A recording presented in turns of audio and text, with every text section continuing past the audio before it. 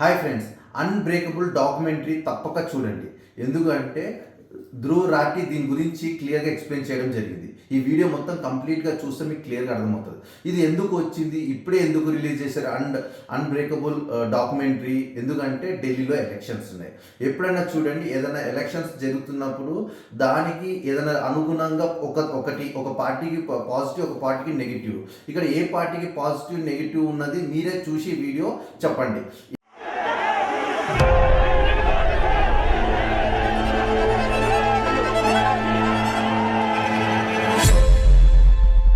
अरविंद केजरीवाल पहली बार सरकार बनाने में कामयाब हुए। 70 में 67 सीटें कोई सोच सकता है? 70 में 62 सीटें कोई सोच सकता है साहब?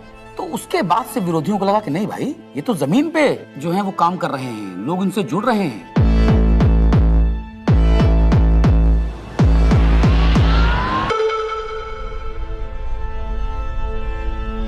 कहानी शुरू होती है तब से जहां से आम आदमी पार्टी ने पंजाब जीता।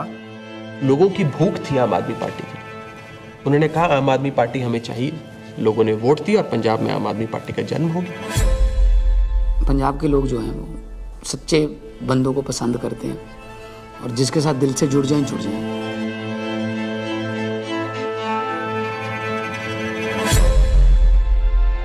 आम आदमी पार्टी गुजरात को भविष्य देगी।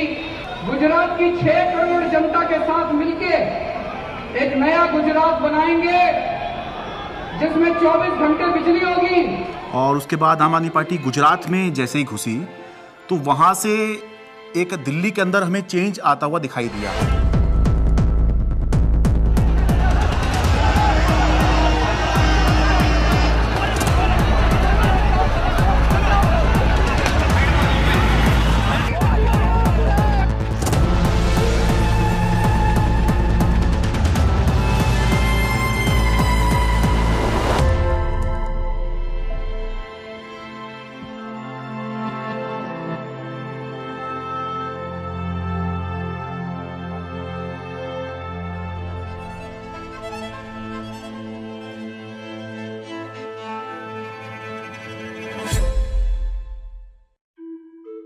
So it started, I think, with the arrest of Satyendra Jain ji. And मुझे लगता है कि ये स्ट्रैटेजी उनकी शायद रही होगी कि जो भी अरविंद केजरीवाल के सिर्फ आईज, ईयर्स, आर्म्स, हैंड्स, जो पूरी टीम है, कि अगर हम उस टीम को डिकैपिटेट कर देंगे तो हो सकता है कि काम रुक जाए। टेबल में बैठे होंगे बीजेपी के 3-4 लोग बड़े बड़े, बोले यार अब केजरीवाल को बेईमान साबित करने का क्या तरीका। किसी ने आइडिया दिया होगा कि कुछ घोटाला, बोले यार कोई घोटाला कैसे, कोई चिपकेगा नहीं इस आदमी पे। दिल्ली के स्वास्थ्य मंत्री सत्येंद्र जैन को ईडी ने हिरासत में लिया। एनफोर्समेंट डायरेक्टरेट ने सबसे पहले अरेस्ट होने वालों में मैं था। ऐसे तो कोई कर्म किए नहीं थे कि जेल चले जाएं। फिर मैंने कहा ऐसे कर्म भी नहीं किए थे मंत्री बन जाए। तो क्योंकि मुझको पूरा केस पता था तो मुझे लगा ठीक है, एजेंसी अगर अरेस्ट कर रही है थोड़े दिन में छूट जाएंगे। Why are they threatened by us? And the answer to me is very clear. आम आदमी पार्टी केवल एक सरकार या 10 नेताओं की पार्टी नहीं है। आम आदमी पार्टी एक सोच है। तब तक जो भी गिरफ्तार होते थे, पॉलिटिकल लोग भी जो गिरफ्तार होते थे, महीने में, 2 महीने में, 3 महीने में निकल के आ जाते थे। तब हमने ये नहीं सोचा था कि इतना लंबा चलेगा। अब ये जानकारी मिल रही है कि मनीष सिसोदिया को गिरफ्तार कर लिया गया है। इस वक्त की बड़ी सीबीआई बुलाया जाता था, ईडी बुलाया जाता था, उनके घर पे रेड हुई, उनके बैंक के लॉकर पे रेड हुई, दिल्ली सचिवालय में उनके ऑफिस में रेड हुई, उनकी यहाँ तक कि उनके पैतृक गांव में भी सीबीआई और ईडी वाले पहुँच गए थे। देखिए, हमें तो पता था कि आम आदमी पार्टी के किसी भी नेता के पास एक भी पैसा नहीं है, और मेरे ख्याल से आज ही ईडी और सीबीआई को भी पता है। मैं तो खुश था कि दिल्ली में एक ऐसी शराब पॉलिसी बनाई गई है जिसमें एक मॉल में 27 शराब की दुकानें थीं, वो अब कम हो जाएंगी और सरकार को रेवेन्यू बहुत ज़बरदस्त मिलेगा। तो मैं तो खुश था कि अच्छी पॉलिसी बनाई गई है और कई राज्य इस पॉलिसी को देख रहे थे। पर अचानक इन्होंने चिल्लाना शुरू किया है तो स्कैम हो गया है। अगर एक अच्छी पॉलिसी को ये स्कैम करार देके सीबीआई और ईडी में केस रजिस्टर करा सकते हैं तो किसी भी हद तक जा सकते हैं। मनीष सिसोदिया को ईडी ने गिरफ्तार कर लिया है। तिहाड़ जेल में पूछताछ के बाद मनीष सिसोदिया को अब ईडी ने गिरफ्तार कर लिया है। इससे पहले सीबीआई ने उनको गिरफ्तार किया था और वो इसमें पीएमएलए में 2 ही कंडीशन में बेल हो सकती है। पहली कंडीशन, या तो जो सरकार का इन्वेस्टिगेशन एजेंसी है वो कह दे कि केस नहीं। दूसरी कंडीशन बेल हो सकती है जब इन्वेस्टिगेशन एजेंसी द्वारा डाले गए सारे कागज जांच कर लिए जाएं। तो भाजपा की इन्वेस्टिगेशन एजेंसी क्या करती थी? लाखों की तादाद में कागज डाल दिए। अब जज साहब कितना टाइम लगाएंगे वो देखने को? 10 साल। हमने प्रोसीडिंग्स भी पूरी देखी थी सुप्रीम कोर्ट के अंदर, और सुप्रीम कोर्ट ने जो जिस तरह कमेंट्स किए थे उससे ऐसा लग रहा था कि ये केस कुछ है ही नहीं। सुप्रीम कोर्ट ने यहाँ तक कह दिया था कि आपका केस जो है ट्रायल के अंदर 2 मिनट में गिर जाएगा। किस तरह का केस आप बना के लाए हैं? क्योंकि सीबीआई के बाद मनीष सिसोदिया को ईडी ने भी गिरफ्तार कर लिया था, तो दोनों ही के अंदर जमानत उनको चाहिए थी। अब जब जैसे ही 30 अक्टूबर का दिन था, सुप्रीम कोर्ट ने बेल रिजेक्ट कर दी। जेल में पूछताछ के बाद मनीष सिसोदिया को अब ईडी ने गिरफ्तार कर लिया है। इससे पहले सीबीआई ने उनको गिरफ्तार किया था और वो तिहाड़ जेल में है। सीधे चलते हैं जितेंद्र शर्मा के पास। जितेंद्र, बताइए, ईडी ने गिरफ्तार कर लिया है मनीष को? जी बिल्कुल, आप देखिए दूसरे दिन लगातार जो ईडी है वो मनीष सिसोदिया को अरेस्ट करके उनका टारगेट अरविंद केजरीवाल ही था। इनको ये लगा था, इनके कैलकुलेशन में, कि पार्टी के साइकी में फर्क पड़ेगा, लोग टूटते जाएंगे। तो इसका मतलब ये है कि डेस्परेशन के मापदंड पे तो भारतीय जनता पार्टी अपने लास्ट थ्रेशोल्ड पे पहुंची, और भारतीय जनता पार्टी की लीडरशिप भी उस थ्रेशोल्ड तक पहुंच गई कि अब और कोई तरीका नहीं है इनको जेल में डालने। बड़ी खबर यह है, आम आदमी पार्टी के सांसद संजय सिंह गिरफ्तार कर लिए गए हैं। आपके सांसद संजय सिंह की हो गई है गिरफ्तारी। ईडी ने करते थे संजय सिंह, उस पर कहीं ना कहीं एक बड़ी चोट फिलहाल आम आदमी पार्टी के लिए रहेगी, लेकिन राजनीतिक रूप से ये नुकसान तो है ही, लेकिन क्या सरकार का पक्ष रहेगा शराब नीति मामले में जब ये गिरफ्तारी हुई है, इसका भी इंतजार रहेगा।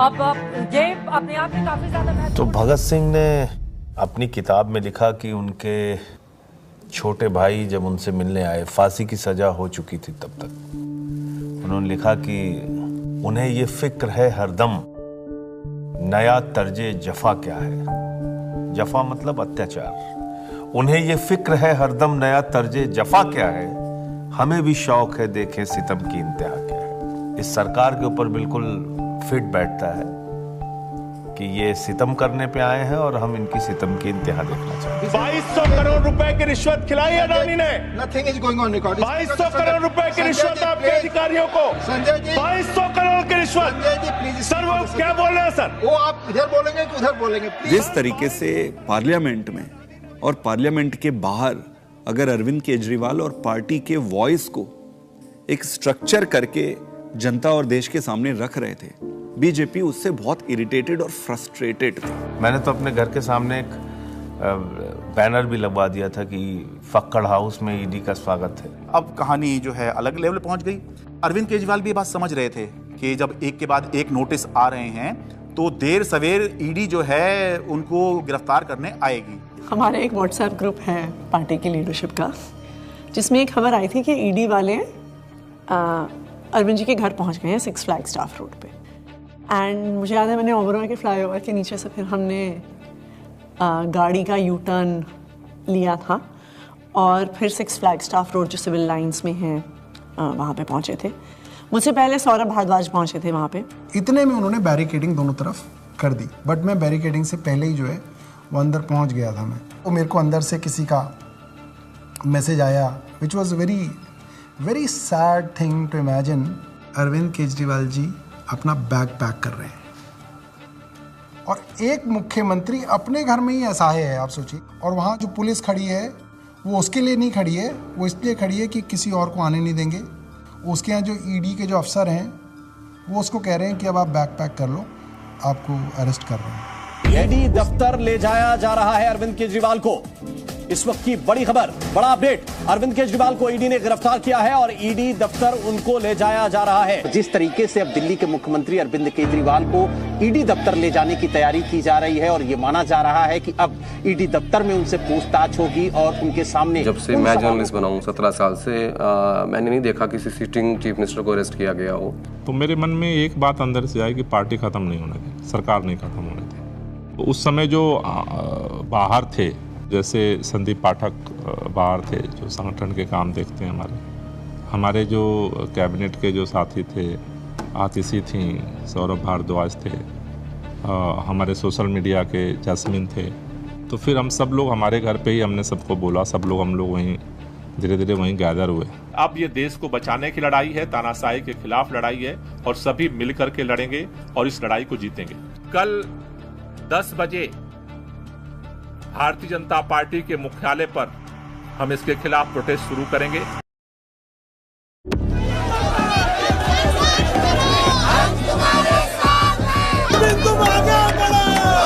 सबसे पहले मैं पहुंचा वहां। हुआ ये कि लोग पार्टी ऑफिस चले गए और हम और दुर्गेश पाठक जी जो ITO वाला चौराहा है उस पर रुक गए।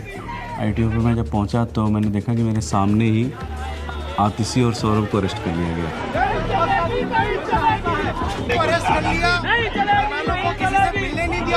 कोई वहाँ पे प्रोटेस्ट करने आता, 4 लोग सड़क पे बैठते, 4 लोगों को बस में बिठाते, बस भेजते।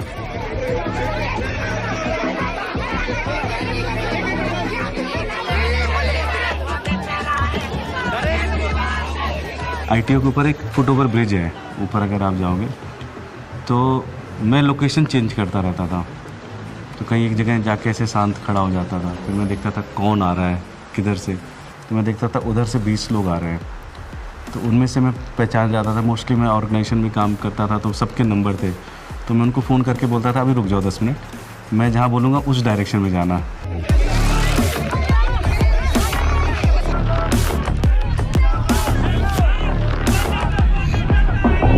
कोई एक डिक्टेटोरियल लीडर है और वो चुनाव से पहले सारे ऑपोजिशन के नेताओं को गिरफ्तार करा लेता है और फिर कहता है कि जी मुझे तो 99% वोट्स आ गए, मैं popularly and democratically elected leader हूँ।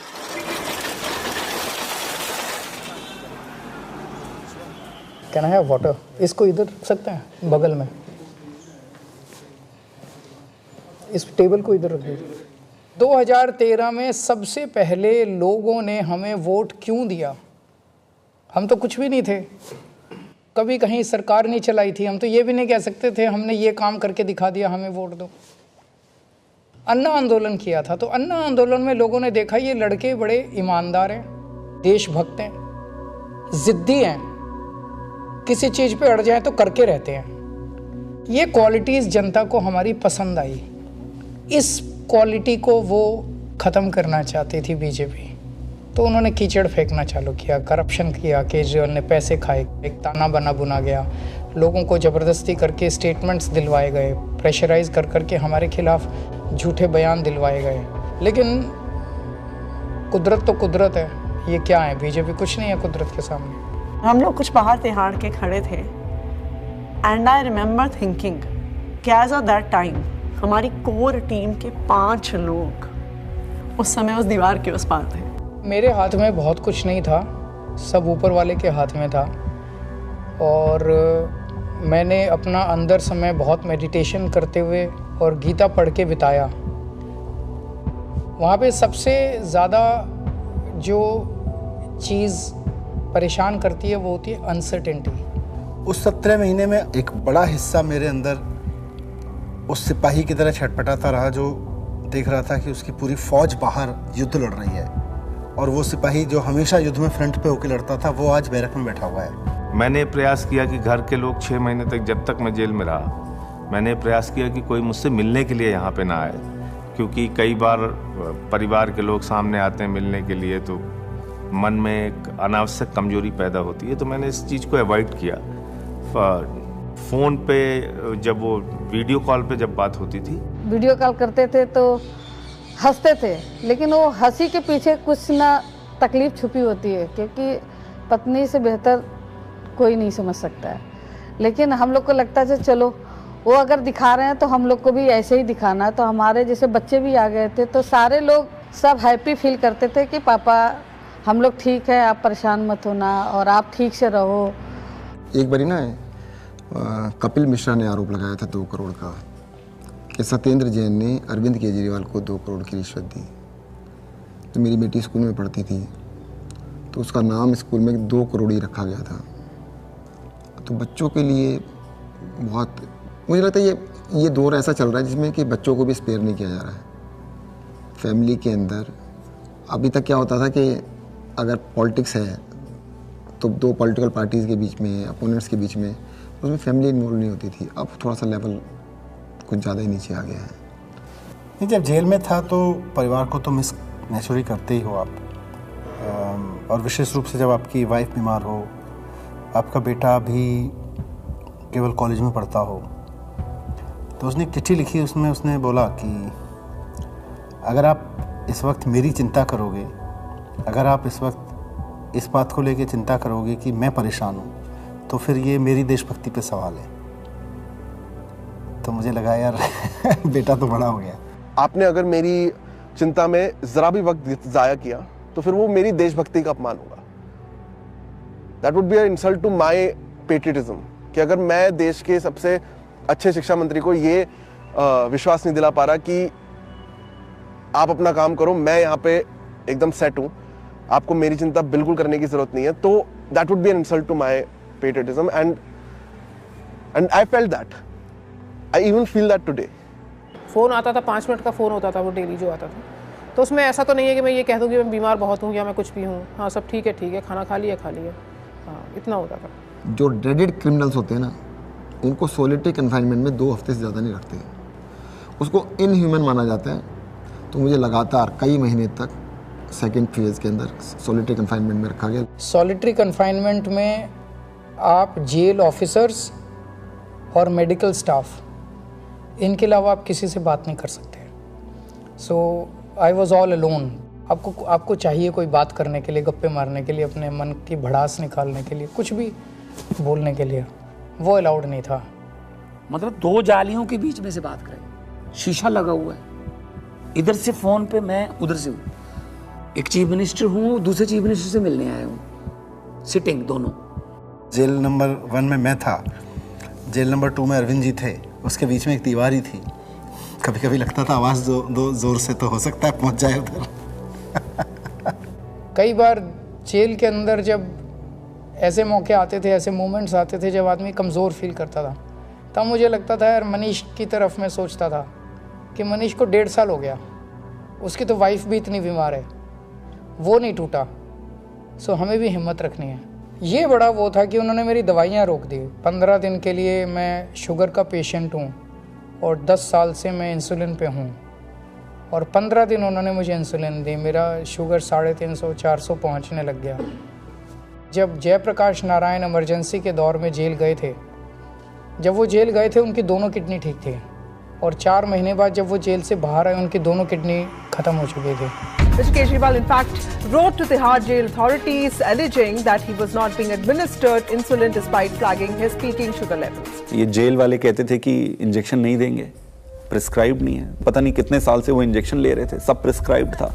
भारतीय जनता पार्टी के कहने पर अरविंद केजरीवाल जी की इंसुलिन रोके हुए हैं। ऐसा लगने लगा कि यार क्या ये जेल में रख के इनको मारने का प्लान बना रहे हैं। क्योंकि पॉलिटिक्स एक अलग होती है, लेकिन पॉलिटिक्स का मतलब ये नहीं होता है कि मैं आपको निपटा ही दूंगा। तो ये इंसुलिन वाली बात जो है, ये तो निपटाने वाली बात है। विरोधी होते हैं राजनीति में, लेकिन दुश्मन नहीं होते। कोर्ट के आदेश पर डॉक्टर्स की कमेटी बनती है, उसके बाद जो है इंसुलिन दी जाती है। आम आदमी पार्टी का मोराल जो था वो डाउन था। क्यों? कि आम आदमी पार्टी जो है वो 2 चीज पे चलती है, केजरीवाल का नाम और वॉलंटियर का काम। वो दौर थोड़ा ऐसा था कि लगा था कि अब आम आदमी पार्टी जो है वो अब बचेगी नहीं, क्योंकि केजरीवाल के बाद कौन। कई बार ऐसे क्षण आए, ऐसे मोमेंट्स आए जब लगा कि अब तो सब खत्म हो गया, अब सब बर्बाद हो गया, अब there is no coming back from this, we have hit rock bottom.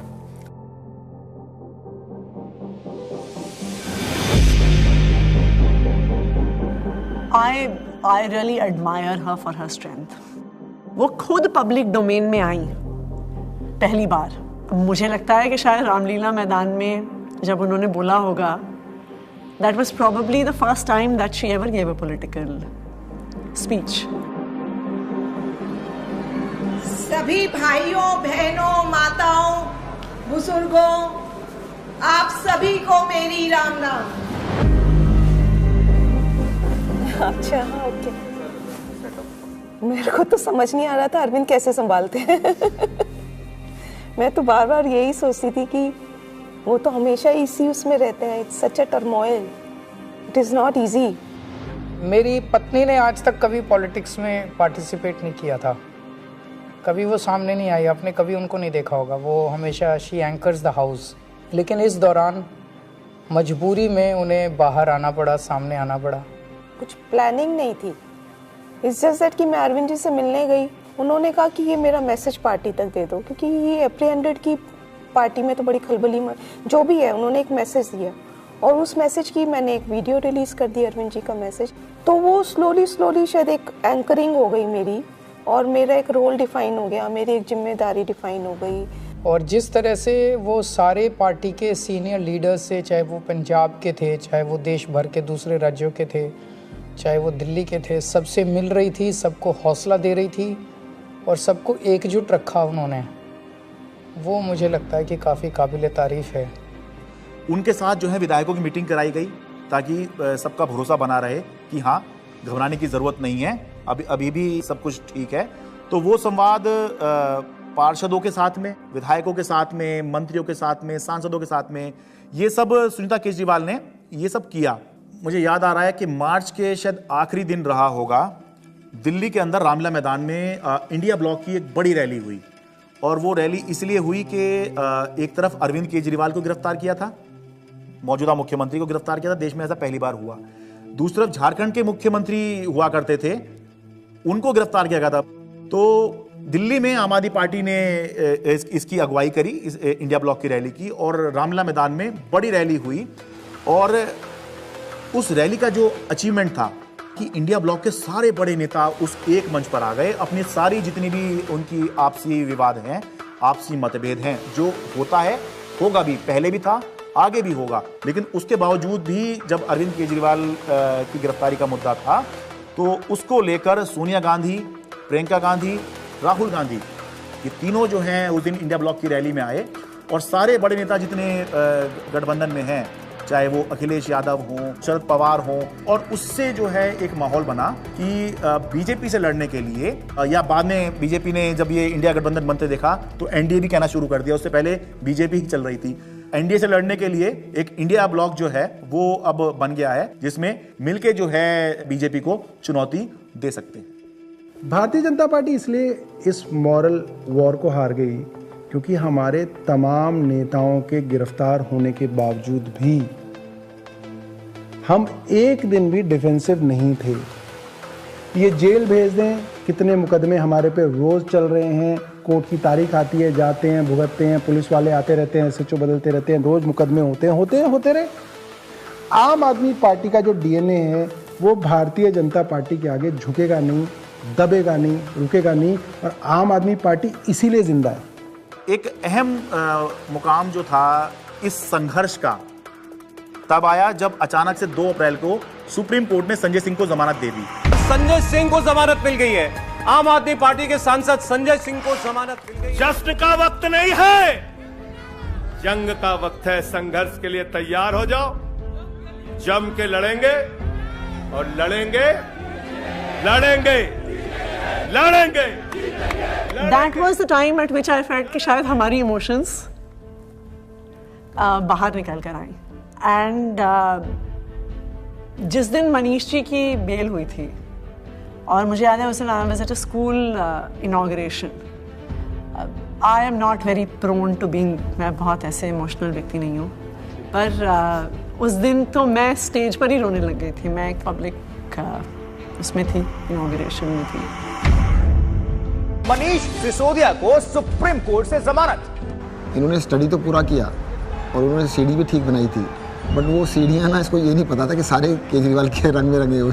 Delay किया जा रहा है, डिले पर डिले, वो मनीष सिसोदिया की तरफ से नहीं, जब बल्कि प्रक्रियागत है। और तुमने सारे के सारे रिसोर्सेज यूज कर डाले, तुमने ईडी यूज कर डाला, तुमने सीबीआई यूज कर डाली, एसीबी यूज कर डाली, विजिलेंस यूज कर डाला, दिल्ली पुलिस यूज कर डाली, सारा मीडिया का नैरेटिव यूज कर डाला, पूरी पावर तुमने, मतलब कितनी गन पावर है बीजेपी की, आपने सब कुछ यूज करके इन सारे लीडर्स को अरेस्ट कर लिया। उसका रिजल्टेंट क्या है? 0। आम आदमी पार्टी के पूर्व मंत्री और वरिष्ठ नेता सत्येंद्र जैन को आखिर दिल्ली के राउज एवेन्यू कोर्ट से जमानत मिल गई है। हमें पता तो था ही कि आज नहीं तो कल, कल नहीं तो परसों बाहर तो आना ही है, क्योंकि हमने कुछ किया नहीं है। अगर हमने कुछ किया होता तो शायद हम बीजेपी ज्वाइन कर लेते, जैसे बाकियों ने किया। अरविंद केजरीवाल को जमानत मिल गई है। जिस खबर का इंतजार आम आदमी पार्टी के नेता कार्यकर्ता लंबे वक्त से कर रहे थे, वो खबर आ चुकी है। अरविंद केजरीवाल को जमानत मिल गई है। अभी की बहुत बड़ी खबर, दरअसल अदालत तो ये इलेक्शन डिफाइन करेगा कि आम आदमी पार्टी कहां जाएगी, और अगर ये इलेक्शन अरविंद केजरीवाल जीतते हैं तो वो उस लीग में आ जाएंगे जहां पर ये चर्चा होने लग जाएगी कि अगर 2029 में लोकसभा का चुनाव होगा तो क्या अरविंद केजरीवाल प्रधानमंत्री का एक चेहरा हो सकते हैं, वो चर्चा होगी। नहीं, मैं कभी अपने आप को ऐसे नहीं सोचता कि मैं कभी पीएम बनूंगा, या कभी ऐसे भी नहीं सोचा था कि मैं सीएम बनूंगा। सो पीएम बनना मेरी ज़िंदगी का कोई मकसद नहीं है, लेकिन जो भी सरकार आए इसे ख़त्म करना होगा। मैं चुनाव के टाइम में चुनाव लड़ो, आपस में एक दूसरे को गाली गलौज मत करो, आपने जो काम किए वो जनता के सामने रखो, आप जो विज़न लेके आए हो वो जनता के सामने रखो। जनता को जो पार्टी पसंद आएगी उसको जिताएगी।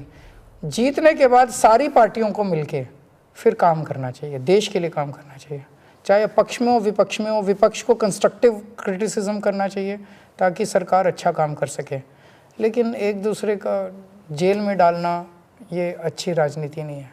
मैं दिल्ली की जनता से पूछना चाहता हूं, मैं देश की जनता से पूछना चाहता हूं कि क्या केजरीवाल ईमानदार है कि गुनहगार है। दोस्तों, 2 दिन के बाद, आज से 2 दिन के बाद मैं सीएम की कुर्सी से इस्तीफा देने जा रहा हूं, और मैं तब तक सीएम की कुर्सी पे नहीं बैठूंगा जब तक जनता अपना फैसला ना सुना ले। Did you anticipate his resignation, and why did he resign? रुके न जो, रुके न जो, झुके न जो, दबे न जो, मिटे न जो, हम वो इंकलाब हैं, जुल्म का जवाब हैं, हर शहीद हर गरीब का हम ही तो ख्वाब हैं। रुके न जो, झुके न जो, जी रहे हैं इसलिए कि प्यार जग में जी सके, प्यार जग में जी सके, प्यार जग में जी सके। जब हमने पार्टी बनाई थी तब सभी नेताओं और मीडिया ने कहा था कि इनकी एक भी सीट नहीं आएगी, लेकिन जनता ने मुझे मुख्यमंत्री बना दिया। जब हमने 2014 में असूलों के आधार पर सरकार छोड़ी तो इन सब ने फिर शोर मचाया कि आम आदमी पार्टी खत्म हो गई, अरविंद केजरीवाल खत्म हो गए। लेकिन फिर जनता ने हमें 67 सीटों के साथ जीत दिलाई, और 2020 में हमने वो कर दिखाया जो किसी ने सोचा भी नहीं था। हमने अपने काम के नाम पे वोट मांगे, शिक्षा और स्वास्थ्य के नाम पे वोट मांगे। सबने कहा कि इस देश में शिक्षा और स्वास्थ्य पर कोई वोट नहीं देगा, लेकिन जनता ने फिर सबको गलत साबित कर दिया। जनता ने कहा, अगर आप हमारे लिए काम करोगे तो हम आपको पावर देंगे। मैंने तो राजनीति में इतना ही सीखा है कि जब जनता अपना मन बना लेती है तो भले ही उनके सामने कितना बड़ा तानाशाह हो, पूरे सिस्टम की ताकत हो या बड़ी बड़ी पार्टियां हों, जनता सबको ध्वस्त कर देती है। जनता के सामने किसी का अहंकार नहीं चलता, और जनता से बढ़कर कोई अदालत नहीं है। इसलिए मैं जनता के बीच जाऊंगा और अब जनता फैसला करेगी। जुल्म का जवाब है, हर शहीद हर गरीब का हम ही तो ख्वाब हैं, रुके न जो। ఏం లేదు, ఢిల్లీలో ఎలక్షన్స్ జరుగుతున్నది. ఒక సిట్టింగ్ సీఎంని అరెస్ట్ చేశారు. దేనికి? లిక్కర్ కేసులో. అదంతా మనకు తెలుసు. ఈ వీడియో మీరు తప్పకుండా చూడండి, మీకు క్లియర్గా తెలుస్తుంది. ఈ వీడియో ఎన్ని రోజులు ఉంటుందో తెలియదు. ఈ డాక్యుమెంటరీ ఒక దగ్గర ప్లే చేస్తే పోలీసులు వచ్చి అడ్డుకున్నారు, స్టాప్ చేయించారు. ఎందుకంటే ఎన్నో గతంలో కేరళ స్టోరీస్ ఇట్లా చాలా వచ్చాయి. అన్ని మూవీస్ కూడా కొన్ని సక్సెస్ అవుతాయి, కొన్ని మామూలుగా ప్లే చేస్తారు, కొన్ని ప్లే చేయరు, బ్యాన్ చేస్తుంటారు. సో ఈ టైంలో కేజ్రీవాల్కి పాజిటివ్గా ఉంటుంది. అండ్ ఇది ఈ డాక్యుమెంటరీ మూవీ ఎందుకు అంటే, మూవీ అని చెప్పని ఈ డాక్యుమెంటరీ ఎందుకు అంటే, ఆమ్ ఆద్మీ పార్టీని ఎలా స్ట్రగుల్ చేశారు. ఇప్పుడు మనీష్ సిసోడియా ఉన్నారు, లిక్కర్ కేసులో అరెస్ట్ అయ్యారు, తర్వాత 8 నెలలు ఆల్మోస్ట్ 8 months వరకు ఉన్నాడు. ఇప్పుడు తర్వాత కేజ్రీవాల్ తర్వాత ఇంకొక లేడీని కూడా సీఎంగా చేశారు.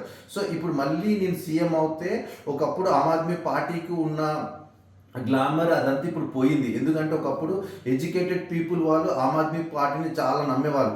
ఇప్పుడు ఏమైందంటే లాస్ట్ టైం మీరు ప్రీవియస్ ఎలక్షన్స్ చూసుకుంటే ఒక్క సీటు నెగ్గలేదు కాంగ్రెస్. ఇప్పుడు కాంగ్రెస్ కొద్దిగా మంచి బూస్ట్ వచ్చింది. బీజేపీ 8 సీట్లు నెగ్గింది. ఇప్పుడు టోటల్ 170 ఎమ్మెల్యేస్ కంటెస్ట్ చేస్తున్నారు ఇక్కడ మన ఢిల్లీలో.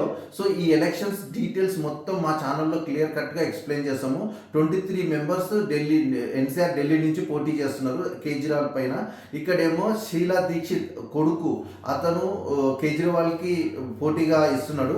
సో బీజేపీ, కాంగ్రెస్ ఈ 3 ప్రధాన పార్టీలు, ఆమ్ ఆద్మీ పార్టీ, బీజేపీ, కాంగ్రెస్.